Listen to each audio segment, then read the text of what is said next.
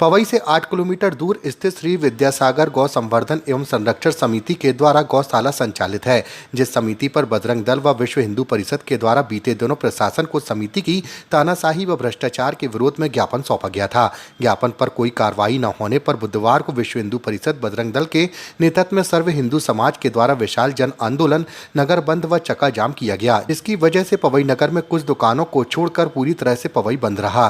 सर्वप्रथम सैकड़ों की संख्या में सर्व समाज के लोग स्थानीय जगदीश स्वामी मंदिर परिसर में एकत्रित हुए और फिर बस स्टैंड मिलोनीगंज से नारेबाजी करते हुए मोहन्द्र तिराहा पहुंचे, जहां पर बीच सड़क पर बैठकर चक्का जाम किया गया और लगभग 2 घंटे तक मार्ग अवरुद्ध रहा। सड़क के दोनों ओर वाहनों की लंबी कतारें लग गईं। आंदोलन उग्र होते देख ज्ञापन लेने पवई एसडीएम समीक्षा जैन पहुंची, परंतु आंदोलनकारियों ने उन्हें ज्ञापन देने से इनकार कर दिया। इसके बाद पन्ना के अपर कलेक्टर सतीश नागवंशी आए और 12 सूत्री मांगों का ज्ञापन लिया। साथ ही उन्होंने आश्वासन दिया कि 15 दिवस के अंदर समस्त जांच पारदर्शिता के साथ की जाएगी और जो भी दोषी होगा उन पर कार्रवाई की जाएगी। इसके साथ ही उन्होंने कहा कि कलेक्टर के आदेश पर 3 सदस्यों की कमेटी का गठन किया गया है, जो कि 15 दिवस के अंदर इसकी जांच करेगी, तब जाकर आंदोलनकारी माने। भव्य और दिव्य आंदोलन समस्त समाज के सहयोग से हो पाया है, जिसमें आंदोलन में कुछ जो गौशाला समिति है उसके विरोध में हम लोगों ने कुछ बिंदु शासन प्रशासन को सौंपे हैं। उन्होंने हमें 15 दिवस का टाइम मांगा। एक 3 सदस्यीय समिति गठित की है।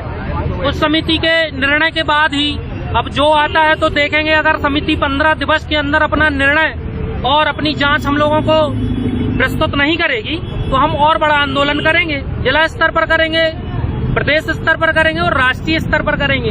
और जांच होने के बाद कार्रवाई होनी चाहिए। जांच इसका हम लोगों का जांच उद्देश्य नहीं है। हम लोगों का उद्देश्य ये भी है कि गौशाला सुचारू रूप से चले, उनको सुविधाएं, गायों की सुविधाओं के लिए जो हम लोगों ने इतना बड़ा प्रयास किया है, आंदोलन किया है, किसानों के हित के लिए जो आंदोलन किया, किसानों से पैसे न लिए जाएं, किसानों की सुविधाएं दी जाएं। हर पंचायत में गौशाला बनी है, उनको सुचारू रूप से चलाया जाए तो किसान यहाँ वहाँ भटकेगा क्यों। और यह भी बिंदु है कि अगर गाँव में ऐसी असुविधाएं हो रही हैं कि आवारा पशु घूम रहे हैं, वो लाके गौसाधन तोड़ रहे हैं अपने पैसे से, तो शासन उनको वाहन दे जिससे कि वो गौशाला ला पाए और गौशाला पर एक निरीक्षण समिति बने, जिससे इनके भ्रष्टाचार में एक अंकुश लग जाए।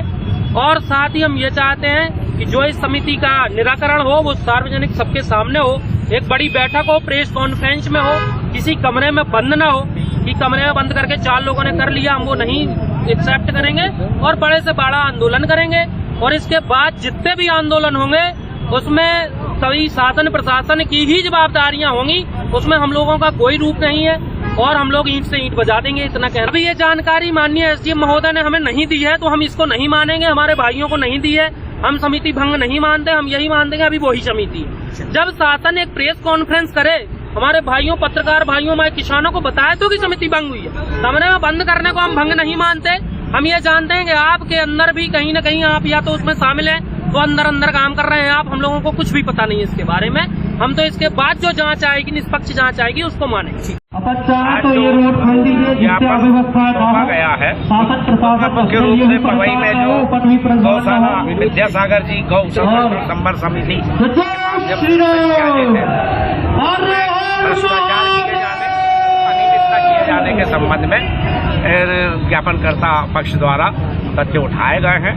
ये बात आपकी ओर से पहले भी सब प्रशासन के संज्ञान में लाई गई थी, जिसके आधार पर जिला प्रशासन द्वारा एक संक्षिप्त जांच भी कराई गई थी और संक्षिप्त जांच में जो तथ्य आए उसके आधार पर कलेक्टर महोदय द्वारा 28 तारीख को एक त्रिस्तरीय जांच समिति का गठन किया गया है, जिसमें उप संचालक पशु चिकित्सा सेवाएं और लेखा अधिकारी PWD तथा दयोदय संघ महासंघ के एक प्रतिनिधि का संयुक्त रूप से दल गठित किया गया है, जिसे 15 दिन में अपनी जांच रिपोर्ट प्रस्तुत करने हेतु कहा गया है। ज्ञापन में जिन अनियमितताओं और भ्रष्टाचार वाले तथ्यों को बताया गया है, ये समिति उन सब पर दस्तावेज की तौर पर भी जांच करेगी और आवश्यकता होने पर उपलब्ध कराए गए जो एविडेंस है उनका भी परीक्षण करेगी।